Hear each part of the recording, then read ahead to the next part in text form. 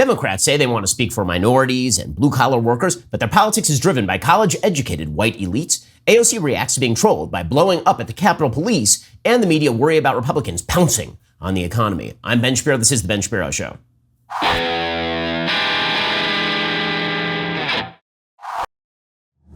Today's show is sponsored by ExpressVPN. Do you like your web history being seen and sold to advertisers? No?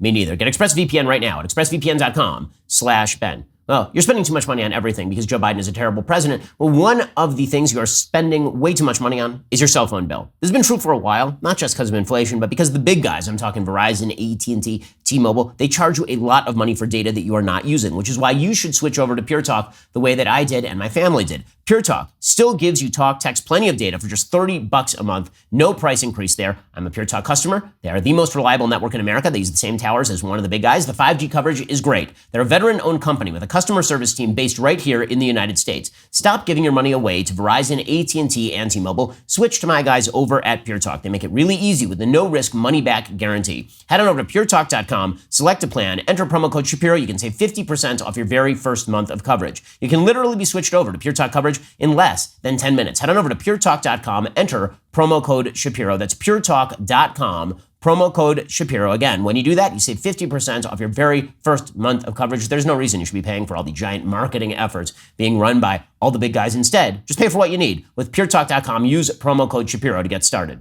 Well, we have some breaking news this morning. That, of course, is the death of Ivana Trump, Donald Trump's first wife and the mother of Ivanka, as well as Donald Jr. and Eric. According to the New York Times, Ivana Trump died on Thursday at her home in Manhattan. She was 73 years old. Trump announced her death in a statement on Truth Social. The New York City police were investigating whether Trump had fallen down the stairs at her townhouse on the Upper East Side, according to two law enforcement officials with knowledge of the matter. One of the officials said there was no sign of forced entry at the home. The death appeared to be accidental. A spokeswoman for the city's chief medical examiner's office said that it would investigate the death. Throughout their marriage, according to the Times, Trump commanded almost as much media attention as her husband, as they helped define the 1980s as an era of gaudy excess among the elite, an image Trump used to fuel his turn as an outsized TV personality before his 2016 run for the White House. It was Miss Trump who rechristened her husband The Donald, a moniker that became a fixture in the New York tabloid press.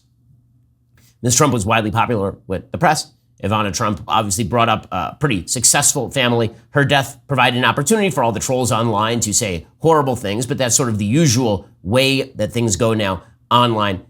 Bottom line is that we wish best wishes to the Trump family after the tragic death of Ivana. And meanwhile, Democrats are in serious political trouble. According to the New York Times, Democrats are facing deepening peril as Republicans seize on inflation fears. So always the story for the left-leaning media is that when things are going poorly for Democrats, the story isn't that things are going poorly for Democrats. It's that Republicans are seizing, they're pouncing, they're jumping. It's always this, the Republican response is always the story. It's never Democratic failure. That is the story, according to the New York Times. Triple-digit gasoline bills, bulging hamburger prices, a 4th of July holiday that broke the bank. Prices are rising at the fastest rate in 4 decades, a painful development that has given Republicans a powerful talking point just months ahead of the midterm elections. With control of Congress very much in play, Republicans are investing heavily in a blitz of campaign advertisements that portray a dark sense of economic disarray as they seek to make inflation a political albatross for President Biden and Democrats. By the way, you gotta love the language of the left-wing media. It's always the same. When Republicans point out that things are going badly, it's a dark, divisive message. You remember that they said this about Donald Trump's speech at the RNC in 2016. It was dark. It was divisive. It was a dark vision. However, when Democrats routinely say that the world will end because of the overthrow of Roe versus Wade, or that we are going to be burned up by the sun because of global warming, because of Joe Manchin, that's not dark. That's just realistic about the prospects for humanity. The New York Times says, according to Cantor's campaign media analysis group, candidates running in House, Senate, and governor races around the country have spent $22 million airing about 130,000 local and national TV ads mentioning inflation from early April through the beginning of July, which of course makes perfect sense since the vast plurality of Americans cite inflation as their number one priority in the upcoming elections. What else are you going to run an ad on? I mean, that's what all the ads are going to be on. It's what everybody's worried about. The data released Wednesday showing that prices climbed in June by 9.1% year over year gave Republicans fresh ammunition against Biden and his party, ammunition that includes faulting Democrats for passing a nearly $2 trillion stimulus package last year and efforts to spend even more money through Build Back Better. The focus on inflation is already weighing on Biden's poll numbers. New York Times Siena College this week showed his approval at a meager 33%. 20% of voters view jobs in the economy as the most important problem facing the country. And by the way, when they say jobs in the economy, they mean inflation. because the jobs market actually right now is really, really good. So it's not jobs, and really is not even the economy so much as it is inflation and how it affects jobs in the economy. The poll showed the race for control of Congress is surprisingly tight. It is not surprisingly tight. Every single time the New York Times takes a poll in a generic congressional race that shows it tight, Republicans end up with the blowout. Gas prices have fallen from their $5 a gallon peak. There are signs inflation might be slowing, but consumers are unlikely to feel better off anytime soon. Jason Furman, economist at Harvard University, former Obama administration economic advisor, says, quote, "It's a very negative thing politically for the Democrats. My guess is that the negative views about inflation are so deeply baked in that nothing can change in the next few months to change them." And of course, that makes perfect sense because there's nothing that's changing in the status quo other than the Federal Reserve raising the interest rates. Joe Biden is still calling for more taxes and more regulation and more spending. Joe Biden is still pursuing a war in Ukraine, and nothing is actually changing on the ground. So the same people who brought you inflation are now bringing you inflation part two, the revenge. I mean, like they did a horrible job over the past year and a half. They're not changing course. So why would Americans actually think that something is going to change? And the problem with inflation is that a lot of inflation and how much inflation gets baked into the cake is reliant on Americans' expectation about how much they're going to pay when they go to the grocery store. In order for prices to fall, Americans have to say, that's too much, I'm not paying for it. If Americans think that next month inflation is going to continue, they're not going to say that. They're going to say, okay, I'm going to buy right now at this price because it's going to be even more expensive 2 weeks from now. And that actually is a self-fulfilling prophecy because if everybody spends now, that leads to more price inflation because more dollars into an economy with less product means inflation. You can see that over the past few years, Democrats have absolutely been getting clocked. Honestly, at this point in time, you have to say that one of the most fortunate things to happen for the Republicans in sort of a broad, bizarro world logic is that Donald Trump caused them to lose both Georgia Senate seats at the beginning of 2021, because that put Democrats in control of the Senate. And then for some reason, they got very inflated expectations of what they could do and what they should do. And they proceeded to spend enormous amounts of money, promise their base that they were going to do these incredible world-breaking things, scare the bejesus out of everybody else, and freak out the American public to the point where they say, okay, we don't want you guys in charge anymore. If Republicans had actually been in control of the Senate, Joe Biden could blame the lack of action on Mitch McConnell. He'd actually have a foil. He doesn't have a foil right now because Mitch McConnell is not in control of the Senate. Joe Biden can't even run against Congress because he controls Congress. So it's a real problem for him. This seems to be a habit among Democratic administrations, by the way, is creating what I would consider actual positive results because they stink so much at their job. As we'll discuss when we get to Middle East politics, that's exactly what Barack Obama did. He actually created Middle East peace by siding with the bad guys over there. Well, bizarrely enough, by Democrats winning seats in the Senate in Georgia, they've now created all of the momentum in favor of Republicans in both 2022 and 2024. According to Karl Rove, writing for the Wall Street Journal, there's some serious problems for Democrats on a longer-term scale here, not just because of inflation and a slowing economy and because of crime or because of the border crisis. And we haven't even talked about the border crisis very much lately. We have record numbers of people arriving at the southern border and then just being let into the United States with like an IOU saying show up in 6 months in court. But what Democrats are beginning to experience now is not just people who are sort of shifting their minds. They're beginning to actually experience for the first time serious threat in terms of voter registration. So Democrats have an excellent get out the vote game. They have an excellent voter registration game. It's why Democrats in nearly every state in America that they have power have attempted to push something like a motor voter law. They want to register as many voters as Democrat as humanly possible when they get to, for example, the DMV. And then they want universal balloting via mail-in ballots, and they want ballot harvesting, right? The idea is if you can get a bunch of casual voters who don't pay too much attention to politics, but can be shamed by the media into voting for Democrats to vote, you do it. And so Democrats have in almost every purple state, Democrats have some sort of voter registration advantage. That's beginning to turn. If people start openly registering as Republicans, what that means is that the sort of stigma that the media have been able to attach to identifying as a Republican is going away. And if that happens, Democrats have a real problem on their hands. As Karl Rove points out, if you look at Florida in 2016, Democrats had held a registration edge of 330,000 votes over Republicans. Donald Trump still won the state, so did Senator Marco Rubio. The Democratic advantage then dwindled to 257,000 in 2018, 97,000 in 2020. Today, there are 176,000 more Republicans than Democrats registered in the state of Florida. That is the first time in Florida history the GOP has led in registrations. So if Republicans were winning in Florida, if Donald Trump was winning Florida in 2016, when Democrats had a 330,000 vote edge, there's been about a 500,000 vote switchover to the Republicans, right? Or at least Republicans have gained 500,000 votes in the interim between 2016 and 2022. So how bad do you think those elections are going to be for Democrats? Karl Rove says, consider two other battlegrounds where incumbent Democratic senators could face challenges. In Arizona in 2016, the GOP registration edge stood at 148,000. It narrowed to 136,000 in 2018 and 130,000 in 2020. This year, however, the Republican margin has jumped back to 145,000. In Nevada, the GOP lagged Democrats by 88,000 registrations in 2016. Republicans cut the deficit to 75,000 in 2018. It bounced back to 87,000 in 2020. Since then, the GOP has reduced the gap to 51,351 voters. That's the smallest election year difference since 2004, which, not coincidentally, is the last time Nevada voted Republican for president. The same thing is happening in Pennsylvania. Trump carried Pennsylvania by 44,000 votes in 2016. Senator Pat Toomey won re-election by 87,000 votes, even though Democrats outnumbered Republicans by almost 1 million voters, 916,000 voter registration advantage in favor of Democrats in 2016. The Democratic advantage has now dropped all the way to 550,000. I mean, that is a shift of, again, about 400,000 votes. That is a big number. Same thing is true in places like North Carolina. Independent voters are also trending Republican at this point. So that doesn't mean that Republicans can run bad candidates and necessarily win. It's going to be a problem for them in Georgia, for example. Could be a problem depending on what happens in Pennsylvania with Mehmet Oz. But the bottom line here is that Democrats have moved away from the center of the country. A lot of the reason that Democrats have moved away from the center of the country, by the way, is because they literally are disconnected from the things that regular people do on a daily basis. There's a fascinating piece by Roy Teixeira, who, again, is a left-leaning political theorist. He had a theory that I've talked about extensively on the show. He called the emerging Democratic majority. And his theory, it was in the early 2000s, about 2004. He wrote a book with John Judas by this name. His basic theory is that as the minority population of the United States rose, Democrats would then be in an unbelievable, irrefutable position to win elections. They would be in an unmatchable position to win elections because minorities were voting heavily Democrat.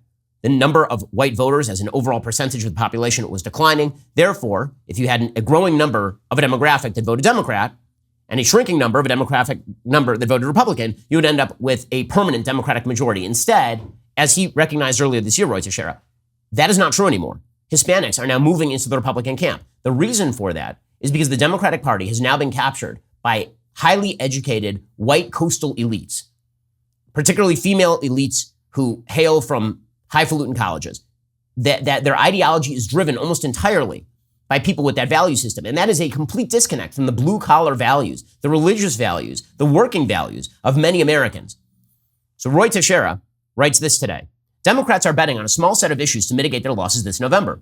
Inflation may have just hit a 40-year high with concomitant recession risk, but Democrats believe that campaigning against the Supreme Court's overturning of Roe v. Wade, arguing for more gun control in the wake of recent mass shootings, highlighting Trump's anti-democratic malfeasance through the January 6th hearings, can turn the tide in their favor.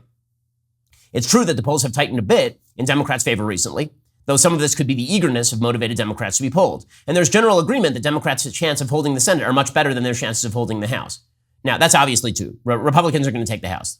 The only reason that the Senate is even up for debate is because, again, Republicans have not been clear in nominating really strong candidates in places like Pennsylvania or Georgia or Arizona, where there's still an open primary going on. Recent data indicate the success for the abortion gun control January 6th strategy, to the extent it is working, is attributable to those voters for whom these issues loom large and are less likely to be influenced by current economic problems. Such voters are disproportionately likely to be college-educated whites. It is here that Democrats have been demonstrating unusual strength. Well, this is right. The Democratic Party is now run entirely by white coastal elites. In a just-released New York Times Siena poll, Democrats have a 21-point lead on the generic congressional ballot among these voters.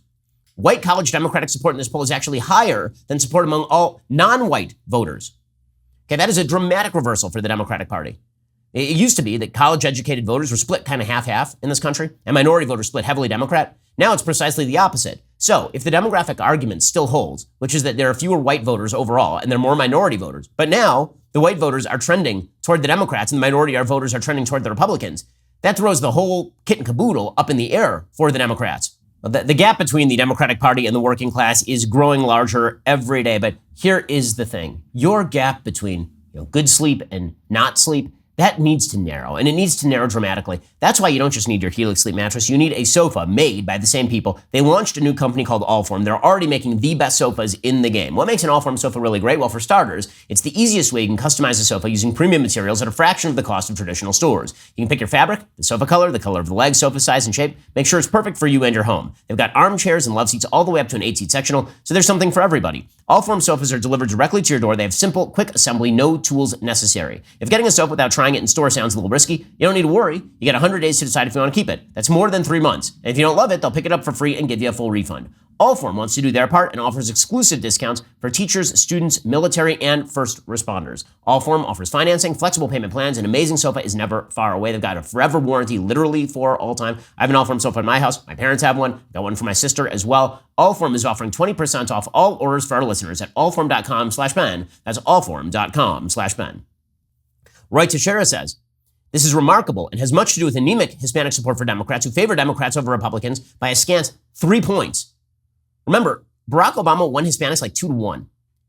Even in 2016 and 2020, Donald Trump won like 35% of Hispanics in 2020.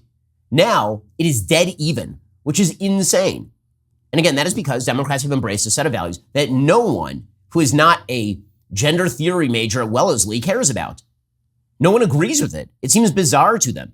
They've cut themselves off in this bubble where they talk to all of their friends and where you are thrown out of the bubble and treated as a leper if you don't agree with them. Says Roy Teixeira, more broadly, the lack of Democratic support among working class voters is striking. Democrats lose all working class voters by 11 points.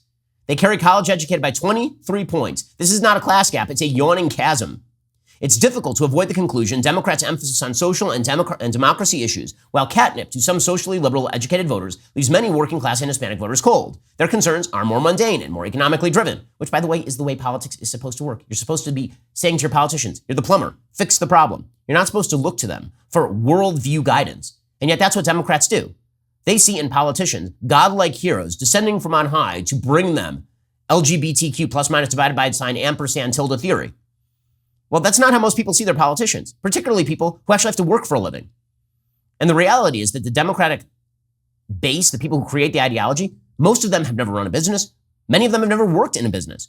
Many of them are professional pointy heads. They've either worked in academia, or they worked at a think tank, or they work in politics at the behest of the taxpayer, or they're working at some sort of nonprofit.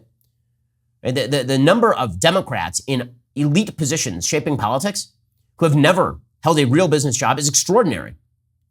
There's a piece over at Daily Wire by Ben Zeisloff today saying most top Biden officials have 0 years of business experience. Well, that might help shape why exactly it is that they are so out of touch on the issues that most Americans care about. If you've owned a business, if you've worked at a business, you understand that inflation is a top priority for the United States government. If you own a business or work at a business, you understand that supply chain issues are more important than Pete Buttigieg trying to induce equity via transportation policy. If you have worked at a business or you own a business, you understand that the future of your business is more important to you than Democrats' insistence that abortion policy be the number one thing that we discuss, or that HHS be dramatically focused on transing the children. This is not the stuff that you're interested in, but the Biden administration is not led by those people. A report from the Committee to Unleash Prosperity recently revealed that the Biden administration is led by lawyers, academics, and community organizers. According to the conservative think tank, the top 68 individuals in the administration have spent an average of 2.4 years in the business world. 2.4 years, with only 1 in 8 boasting extensive business experience. The median length of business experience for Biden officials is 0 years, which means there's like one guy who had 20 years of experience and everybody else has 0 years of actually working in the business world. The report says, surely we want our political class to have a diversity of backgrounds. We want lawyers, grassroots activists, those with political and policy experience, scientists, health experts, academics. But we also want people who have experience running large operations with hundreds and thousands of employees and who understand logistics. Biden, Harris, neither has any business experience. Neither does Janet Yellen, Marty Walsh, who's Secretary of Labor, U.S. Trade Representative Catherine Tai, no experience in the business world. The only ones who do are people like Gina Raimondo of Commerce and Ron Klain, White House Chief of Staff. They both worked in venture capital. And again, even venture capital is largely disconnected from the concerns of the average American. The Committee to Unleash Prosperity also evaluated members in the Trump administration. In addition to Trump's 45 years in business, Commerce Secretary Wilbur Ross had 42 years, Mnuchin had 25 years, Education Secretary Betsy DeVos spent 23 years in the arena. So when you're completely disconnected, when you are all drawn from the same demographic background, and I don't mean like in terms of race, I mean in terms of the ideology you spout, you end up with this bubble that is completely disconnected from the base that you were supposed to be cultivating right here. According to Roy Teixeira, recent data from Echelon Insights provides an interesting window on the contrast between the people who are leading the Democratic Party and the so-called Democratic base. Their analysis breaks down the electorate into 4 quadrants: conservative, populist, libertarian, and liberal, and further breaks out a strong progressive subset of liberals who are highly liberal on most issues and also happen to be very highly educated and more likely to be white. They represent about 10% of voters. They bear some similarity in size, demographics, and inclinations to the progressive activist group broken out in the More in Common study. We've discussed that study on the show, a group with a lot of weight inside the Democratic Party, but amounting to a very small sliver of the electorate. The crosstabs provided by Echelon allow for a comparison of strong progressives' basic political views with those of Hispanic and working class voters. Here are some examples. Poll question: is America the greatest country in the world or not? 66-28, strong progressives say America is not the greatest country in the world. 70-23, Hispanics say America is the greatest country in the world. Working class voters agree, 69-23. So precisely the reverse. 66-28, strong progressives are like America sucks. And everybody in the working class like, no, America's kind of great. You think that the people who are saying America sucks are going to be able to appeal to the people who think that America's a pretty great place? How about the view that racism is built into our society, including policies and institutions, versus racism comes from individuals who hold racist views, not from our society and institutions? Strong progressives say by a margin of 94-6 that America is societally and systemically racist. Hispanics say that racism comes from individuals by a margin of 58-36. So all of your intersectional Latinx pandering is nonsense. Hispanics don't buy it. They know they can get ahead in America because America is not systemically racist. By the way, working class voters, the people who Democrats are pandering to by saying, we'll throw you a welfare check and we'll tell you that your economic dispossession is a result of systemic racism.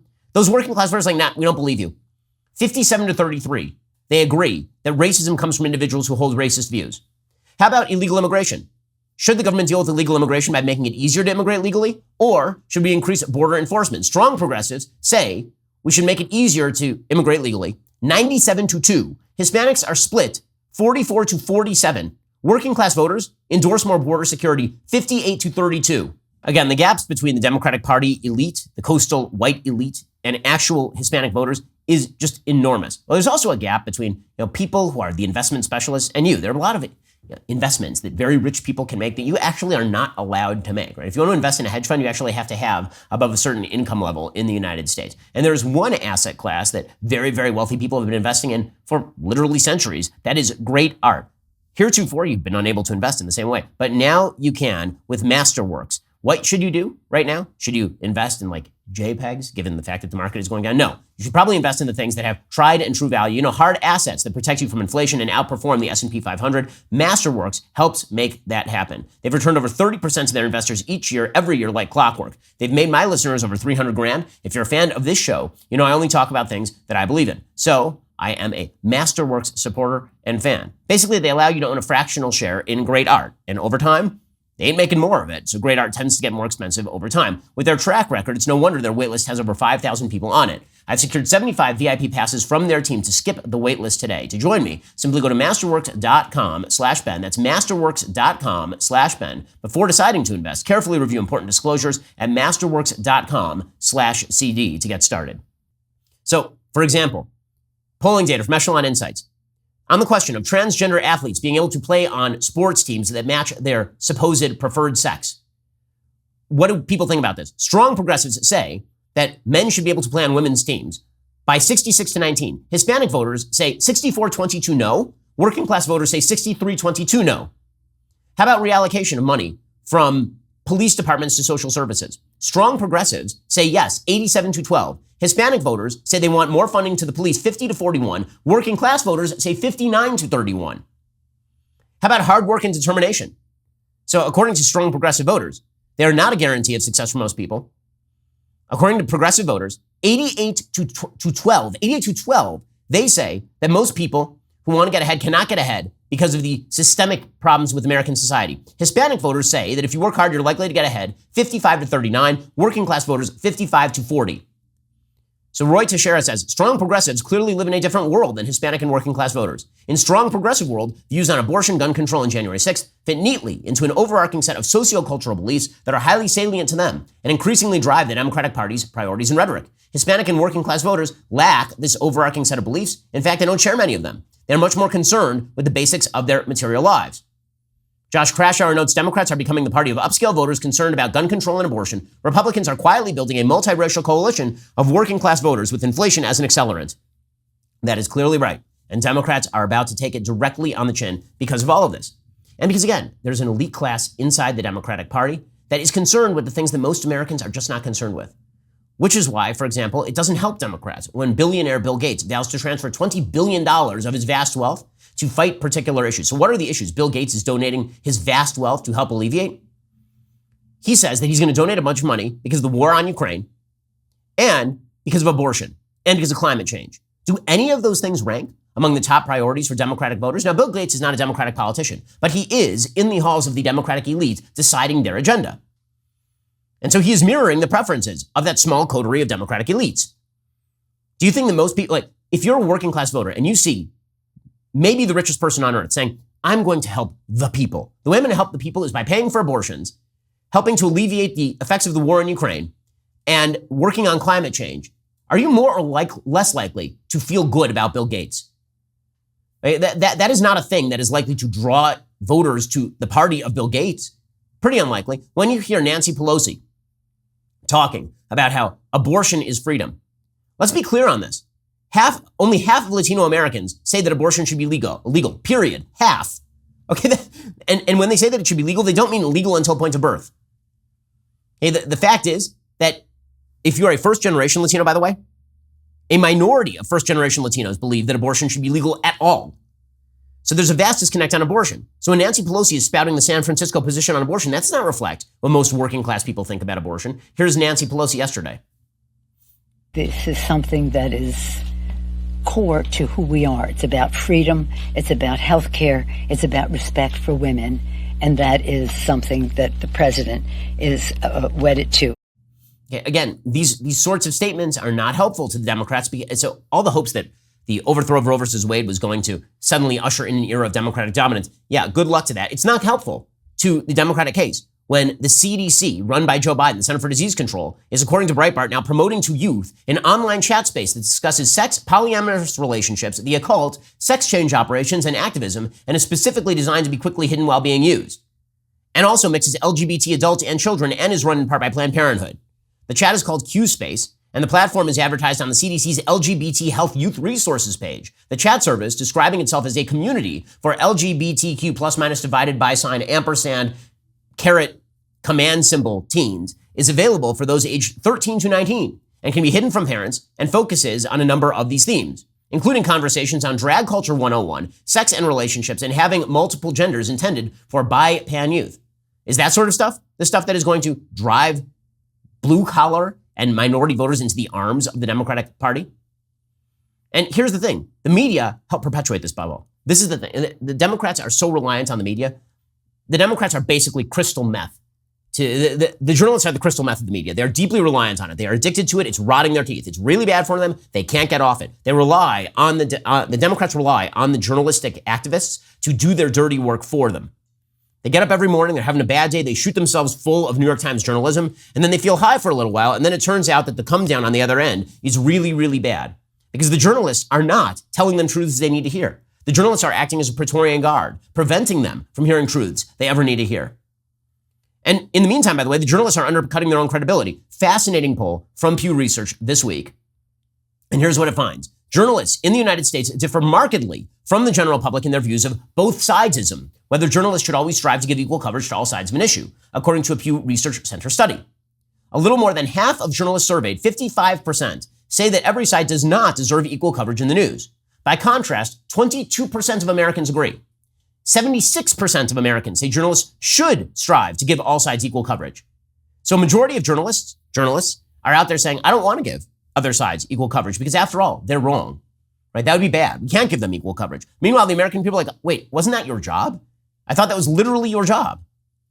But the journalists are too busy defending the Democrats, which is how you end up with, for example, CNN's Don Lemon, who is saying out loud the part where he's not a journalist. He says he's a journalist. Don Lemon is not a journalist. He's in the same business I am. He's an opinion journalist, which means that he covers the news with a political perspective. The difference is I don't lie to you about it, and Don Lemon does. And so Don Lemon says, to be a journalist means that you have to evaluate the claims that you disagree with, and then you have to never give them coverage again because they're bad. Here is CNN's Don Lemon yesterday. We sit around and we talk about these things, and we want to give this false equivalence to Democrats and Republicans. That is not where we are right now. Republicans are doing something that is very dangerous to our society, and we have to acknowledge that. We have to acknowledge that as Americans. We must acknowledge that as journalists, because if we don't, we're not doing our jobs. We cannot sit here and pretend like, well, Republicans, cut them a break. We want to hear whatever. They have a lot to answer for in this moment. Just amazing. Just incredible. I mean, he is, because he's saying the quiet part out loud. And here's the thing. There's also a bias among journalists in favor of this position. The younger you are and the more left-leaning you are, the more you believe this. Roughly 6 in 10 U.S. journalists aged 18 to 29, that's 63%, say every side does not always deserve equal coverage. 37% of journalists in the age range say journalists should strive to cover all sides equally.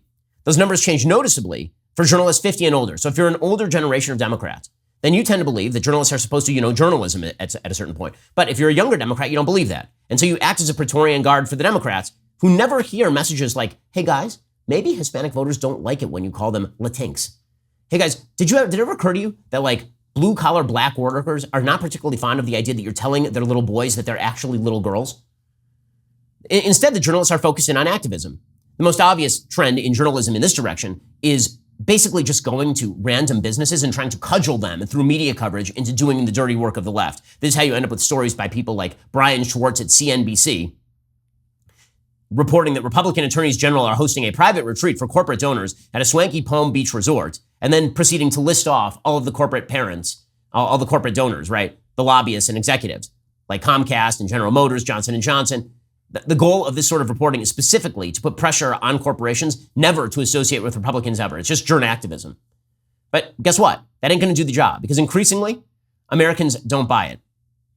And now, the bubble that has been created also means that Democrats never feel the necessity to have consistency in any way. See, if nobody ever asks you a tough question about your own ideology, you don't actually have to think it through. You can just do the id-driven politics, where you say whatever pops into your head, whatever crazy idea pops into your head at a given moment. It also means you can be as radical as you want to be. So Elizabeth Warren rarely has to answer a tough question. And when she is asked one, she can just walk right away from it. That happened yesterday, the senator from Massachusetts, who, again, I'm constantly in a state of sort of bewilderment about Elizabeth Warren, because I knew her a little bit when she was at Harvard Law School. She was certainly to the left when she was teaching at Harvard Law School. I was a student over there, but she also happened to be kind of an interesting person. Her book, The Two-Income Trap, is a really fascinating look into how the development of women in the workplace has changed the economy, and how government interventionism is not always a good thing. Now she's just a down-the-line rote Bernie Sanders left-winger. Well, she was asked yesterday about whether groups should be paying people for the location of Supreme Court justices to harass them. And she just walked away. Didn't even bother to answer the question, which is kind of amazing.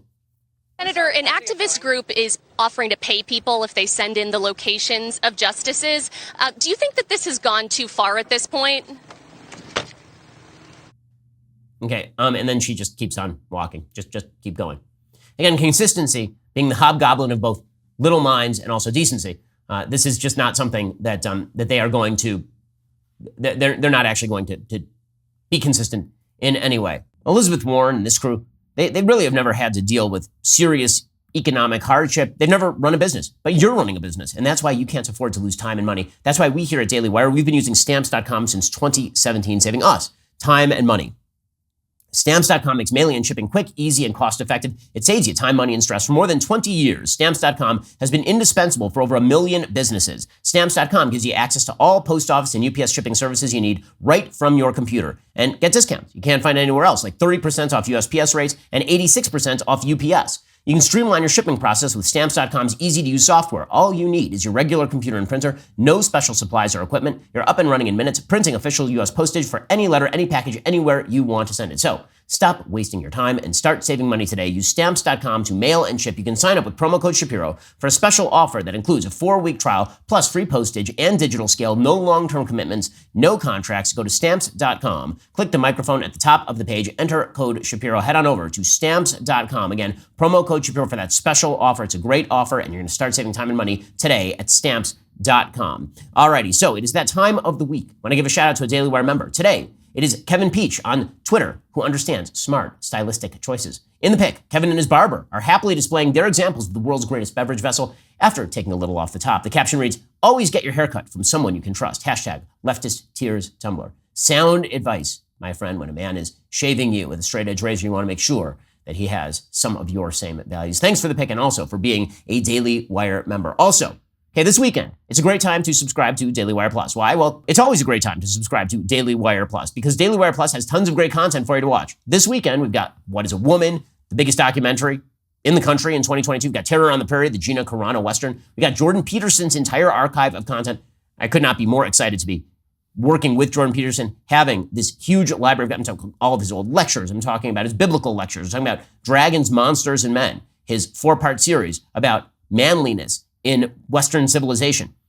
Jordan joining Daily Wire Plus, a big move forward for us. We're constantly growing. We're constantly stretching to compete with the left on more and more battleground. It's time for you to join us. All these other companies, they got billions of dollars at their disposal through public markets and through outside money. We basically run off cash flow. And that means that we need your help. We need your membership so we can continue to provide the kind of great content you want and punch the left in the mouth in areas where so far the left has had cultural dominance. Become a member today at dailywireplus.com. Get 35% off your membership. Again, head on over to dailywireplus.com. You're listening to the largest, fastest growing conservative podcast and radio show in the nation.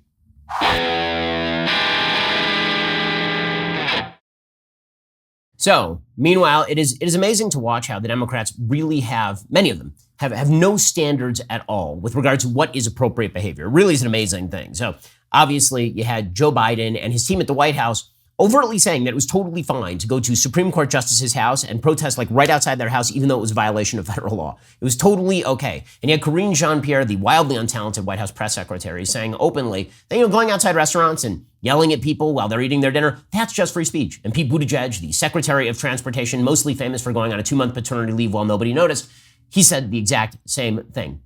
And we've been told by pretty much all of the bright Democratic thinkers that protest is just protest and you should all toughen up. You should all just get thicker skin.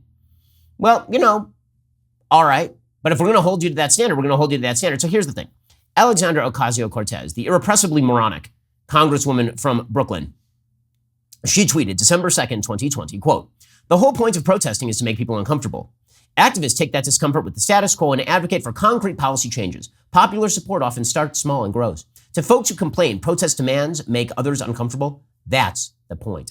Protest, it's great. It makes people uncomfortable." Okay, just about a week ago, Alexandra Ocasio-Cortez, who again has fewer brain cells to rub together than most sea creatures, she tweeted out after there were a bunch of people who basically protested outside of Brett Kavanaugh's steakhouse dinner with his family, and he had to leave through the back door. She tweeted out, quote, "Poor guy.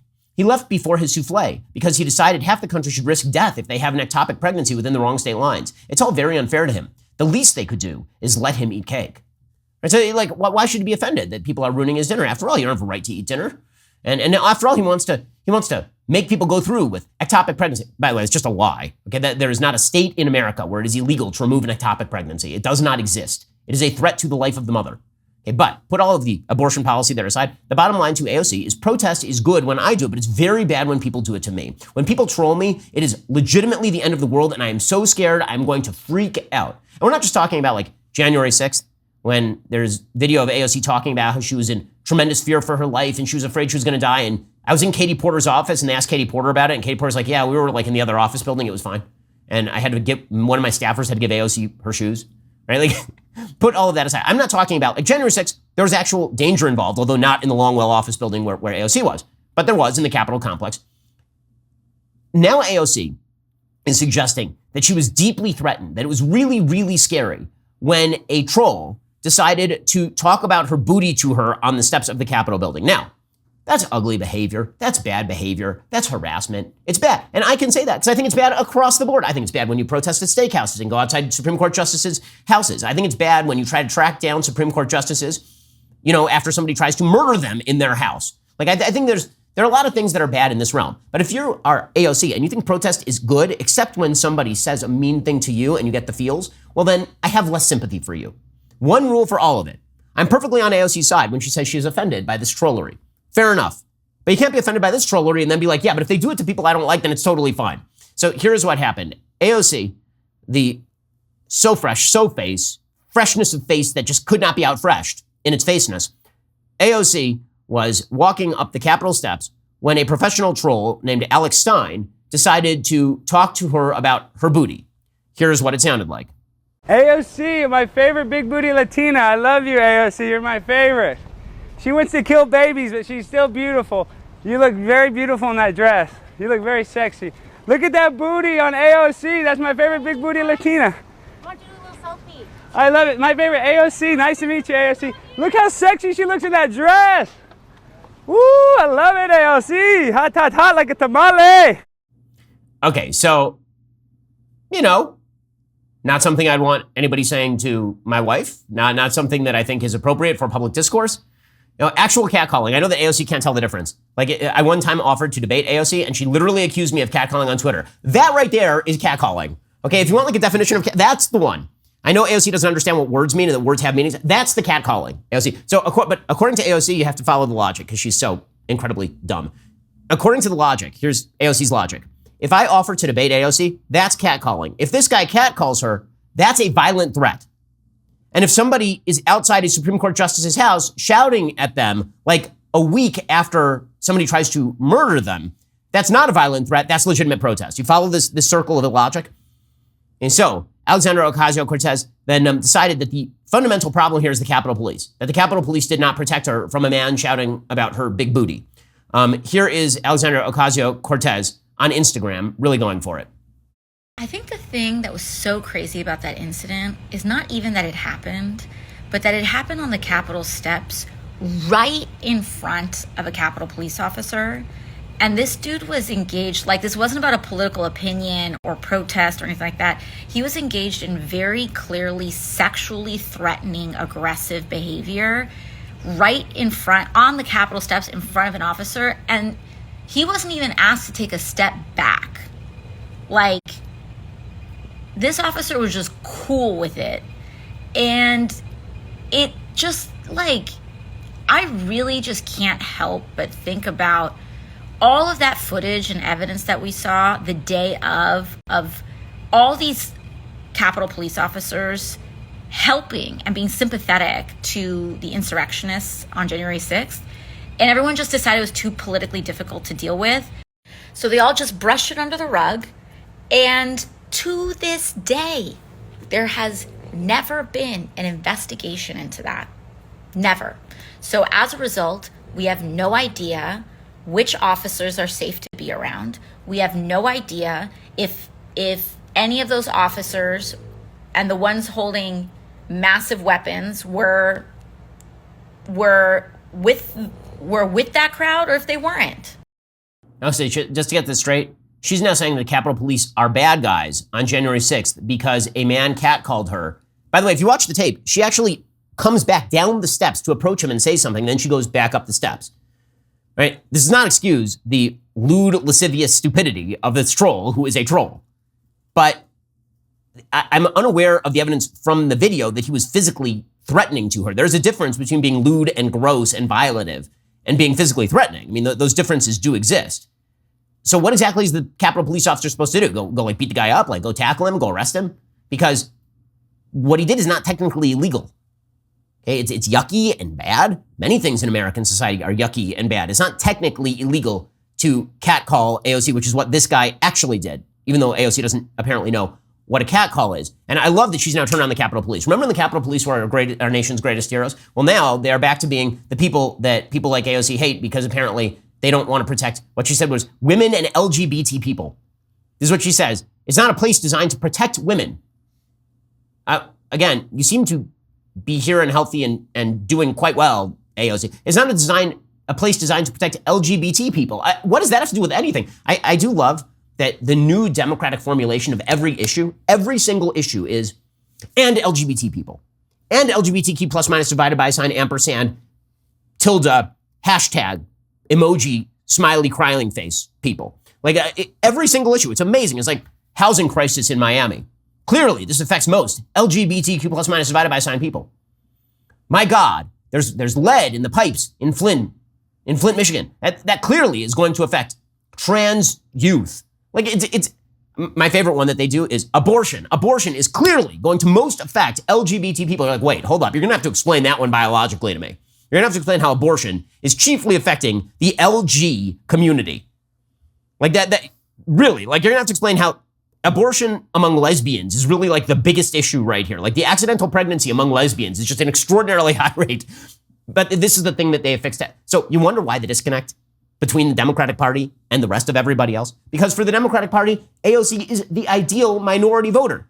AOC is who they say, when Democrats think of minority voter, they think of AOC representing Hispanics. She does not represent the broad, vast swath of Hispanics in the United States. Not even close. They don't vote anything like her. She's in a district in Brooklyn. She won 16,000 votes in a primary. Nope. Okay, when Democrats think, like, who is the stand-in for the opinion of black Americans? They think, well, maybe like Ayanna Pressley. Ayanna Pressley is not representative of the average black voter in the United States. When they think of the blue-collar worker, they're thinking of like Joe Biden. Joe Biden has not worked a blue-collar day in his life. He just describes himself as blue-collar because he is from a state where there are many blue-collar workers. Well, I mean, by that measure, I mine for gold routinely because I'm from California. That's not the way that works. Joe Biden ain't blue-collar. Joe Biden hasn't spent one day working with his hands. I'm not a gold miner, even though I'm from California. There used to be a lot of gold miners in California, but I'm not one of them. It is amazing how the disconnect is just apparent from every single thing that they do. And Alexandria Ocasio-Cortez ripping on the Capitol Police because a man catcalled her is pretty astonishing stuff. Again, guy's a troll. Guy's fully in sympathy with AOC objecting to his language and behavior here. But the notion that she is a grand victim of American racism, sexism, anti-LGBT sentiment, I wasn't aware she was any of those things at the end there. That's pretty amazing thing. Alrighty, we'll be back here later today with additional content. In the meantime, go check out The Michael Knowles Show. That is available right now. I'm Ben Shapiro. This is The Ben Shapiro Show.